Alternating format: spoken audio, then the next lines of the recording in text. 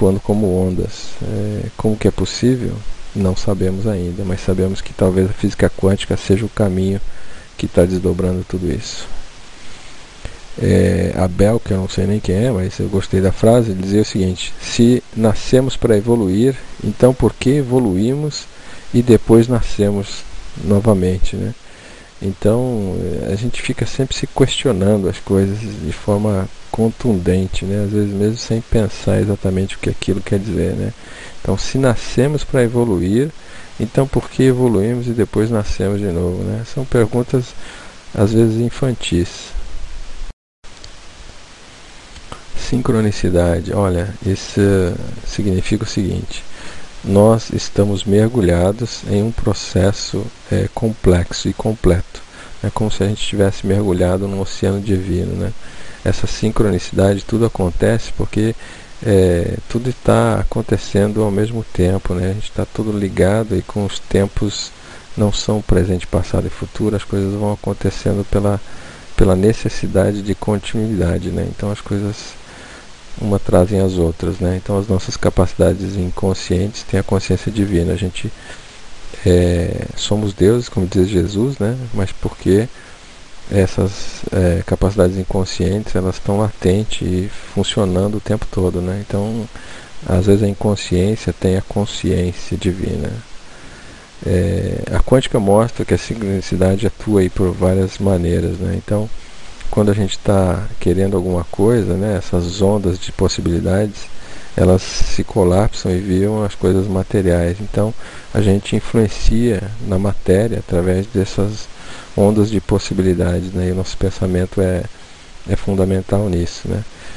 Buscando a temporalidade dos argumentos acertados, então a gente busca aí nessas viagens do tempo, né, aquilo que a gente precisa que seja concretizado em conhecimento. Então a gente vai trazendo as coisas para perto, né? Então quando eu preciso de algo, a minha capacidade divina vai buscando no tempo os argumentos aí para que as coisas vão acontecendo e haja uma confluência, né? As coisas aconteçam, né? Influenciando todo pelo emaranhar quântico. Então quando eu mexo numa coisa, ela pode estar alterando outras coisas em outros lugares, né? Atuando nos universos e nos corpos pelo salto quântico. Então a gente vai usando aí as possibilidades que as teorias nos trazem, né, para poder compreender como que esses corpos atuam nesses universos, nessas dimensões, né, e como que essa sincronicidade é capaz de utilizar-se, né, de tudo isso para de maneira sincrônica trazer uma realidade daquilo que nós realmente queremos, né? E aí a gente vai eliminando as distonias aí em todos os níveis, né? Isso é que a gente busca na essência, na alma, né? Em termos simples, é a experiência de que ocorreram dois ou mais eventos que coincidem de uma maneira que seja significativa para a pessoa ou pessoas que vivenciaram essa coincidência significativa. Então são as coisas que acontecem que fazem significado, né? Porque aquilo é que nós estamos buscando, né? As experiências trazem essa coincidência, né? Agora a gente já falou dele uma vez, né? Ele diz assim: dormi e sonhei que a vida era alegria. Acordei e vi que era serviço. Agi e olhem só, o serviço era alegria. Que coisa, né? Às vezes a gente tem certas ideias e ela, por conta do nosso dia a dia, de como as coisas acontecem, a gente consegue perceber o que a gente não percebia no começo. E a gente faz uma coisa que se torna outra, e que aí a gente, porque se tornou outra, consegue compreender que era aquilo mesmo que nós queríamos. Essa é a sincronicidade. Outra coisa que é bastante interessante a gente começar a compreender, né, e isso é uma ciência quântica, como eu falei, ela está em diversas áreas, né, a quântica está dominando o entendimento humano, porque está mostrando que todas as áreas possuem essa física quântica trabalhando o tempo todo, é a parte da neurologia, né? A gente vê cada vez mais pessoas dessa área da ciência entendendo aí a fisiologia do nosso da nossa mente, né, através do nosso cérebro, está vendo que existem efeitos quânticos aí ocorrendo nos terminais que a gente chama de terminais sinápticos, né, os neurônios.